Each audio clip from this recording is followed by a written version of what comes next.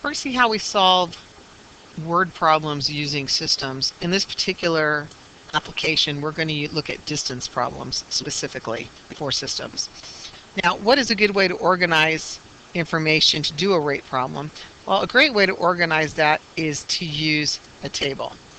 Now, a table that we can use, such as this one right here, I have it in 3 compartments because the important formula we need to know about rate is D equals RT, which is the distance equals the rate times the time. We do that and we're able to lay out our information into the table, and that way we'd get 2 equations that we can work with our system. So let's take a look at a problem here.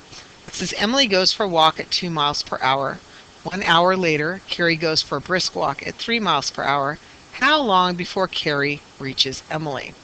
So here I have a nice little table, and we know that distance equals the rate times the time.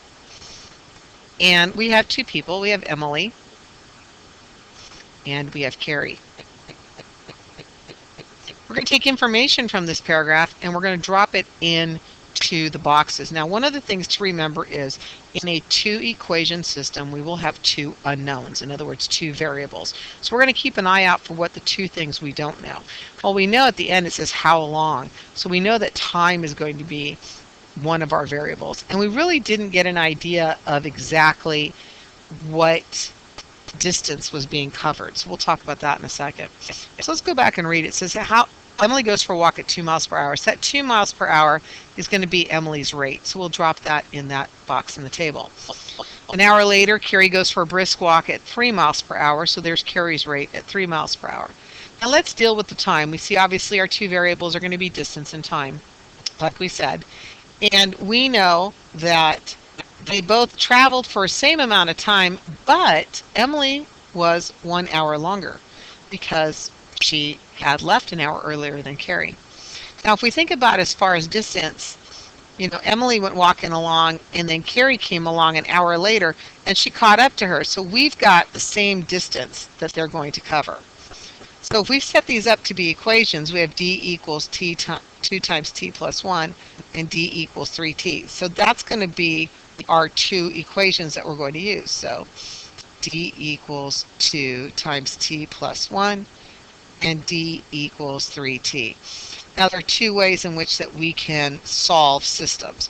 We can either solve them by elimination method, which is adding the equations together to get rid of something, or by the substitution method, which means to replace one of the variables with an equation.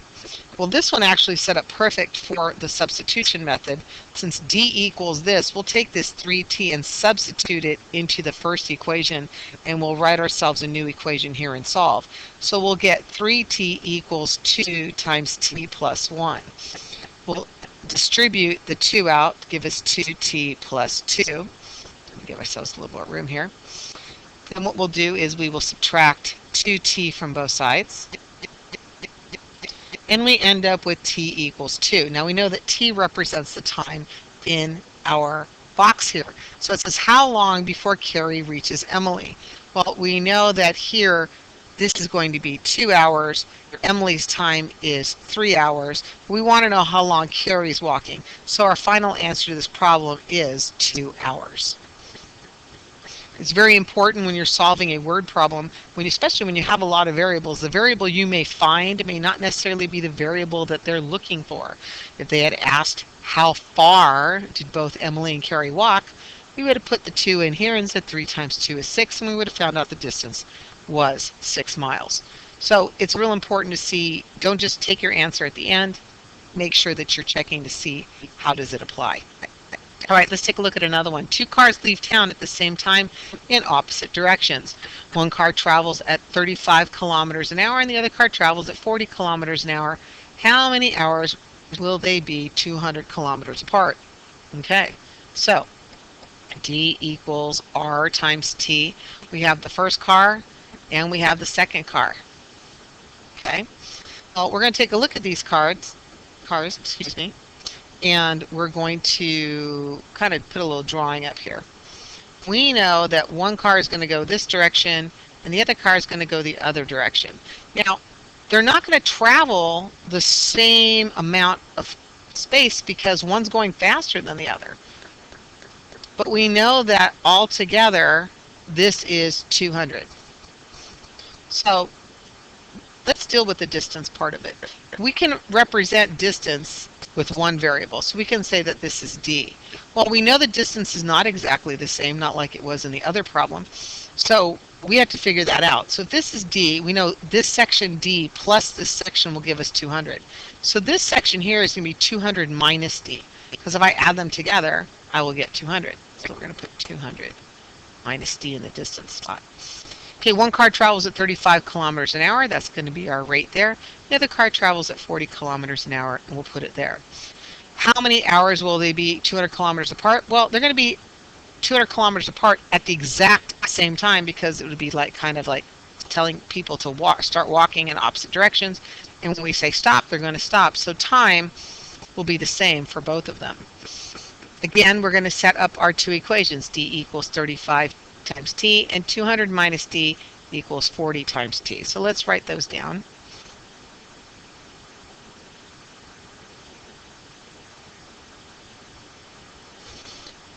Now remember our two possibilities of we can use elimination or substitution. This one's a great one for elimination because we see the d's are opposite of each other because d minus d is 0. So if I add them together, these d's will go away, just leaving me with 200. 45t plus 35t is 75t. Give myself some room here. Let's go ahead and divide both sides by 75 so that we can simplify this. We can simplify it by 25, so that'll give us 8/3. And again, you can't really leave time as 8/3. We would reduce that to 2 2/3 to represent time. Now, we also can't leave our 2 2/3 hours this way. We would figure out what 2/3 of an hour is. Some of us may already realize that it's 40 minutes, but this is how you would figure it out. 3 goes into 60 20 times. We can see it's 40. So we know that the time that we figured out is 2 hours and 40 minutes. But we got to double check and see, is that what we wanted to know? How many hours will they be apart? Yes, it is. We did want to find the time. So our final answer then is 2 hours and 40 minutes. If we wanted to find out the distance, I could take 2 2/3, plug it in, multiply it times 35. And at that point, I should be able to find out the distance of this car. Subtract it from this one, find out the distance of that car. All right, one last problem to look at. It's a very iconic problem. It's an airplane problem, and this is probably the most popular one that we see. It says, with a tailwind, an airplane makes a 900-mile trip in 2.25 hours. On the return trip, the plane flies against the wind and makes the trip in 3 hours. What is the plane speed and what is the wind speed? So we're going to actually answer two questions, the wind and the plane speed, which means since they're both speed, they're both involved in the rate. So we're going to have two variables in this particular box, okay, the rate of the plane and the rate of the wind. So we should be able to get all the other information straight up from the box, from the paragraph itself. So this top one will say it'll be with the wind, and this will be against the wind. And let's drop in information. Well, it's making a 900-mile trip in 2.25 hours. On the return trip, which obviously is the same distance, plane flies against the wind in 3 hours. So we're going to put our variables in here. We're going to use R for the rate of the plane, and we're going to use W for the rate of the wind. Now, since wind makes things go faster when it's being applied as a tailwind coming up from behind, we're going to add the wind to the total rate. Here, because the wind will slow it down, it's working against the wind, we're going to subtract it. And we can kind of see by the time as well. Since this time is faster, that's why we're adding the wind. This is taking longer. We're going to subtract wind from the rate because it's going to make it go a lot slower. Now we're going to write down two equations again. Remember what we're looking at, right? So 900 equals 2.25 times R plus W. And I have 900 equals R minus W times 3. It doesn't matter which side I put it on because of the commutative property of multiplication. Now let's remind ourselves about something. Okay, so let me throw a little example up here. We know when we see a problem like this, 3x equals 9, we want to use the inverse operation of multiplying by 3. We would divide by 3 in order to get the variable alone. That same concept of getting this to equal 1 times the variable, we're going to use right here. What we're going to do is we're going to divide both sides by this number that's outside, because 3 goes evenly into 900 and 2.25 goes evenly into 900 as well. What that will do for us is get us easier equations to work with. I could keep these black equations, distribute 2.25 out, over here distribute the 3 out, try and find something common, either use substitution, elimination, a lot of work, when we can do this so much quicker this way. 2.25 goes into 900, that would be 400 times, and this would then cancel, leaving us just r plus w. Here I would have 300 equals r minus w. Now we can see how much easier these two equations are. What we can do is then use the elimination method by adding them together. The w's will go away. Over on this side I'll have 2r, and 400 plus 300 is 700. Probably the most common mistake I see is that I see students see r's and putting down a single r. We have to remember we're adding, so r plus r is 2r. We're going to divide both sides by 2 and find out that the plane is traveling at 350 miles per hour, and this is the rate of the plane. Now remember, that was one of the things we had to find. What's the rate of the plane? The other thing we had to find was, what is the rate of the wind? So I'm going to use this equation here and substitute in what we know.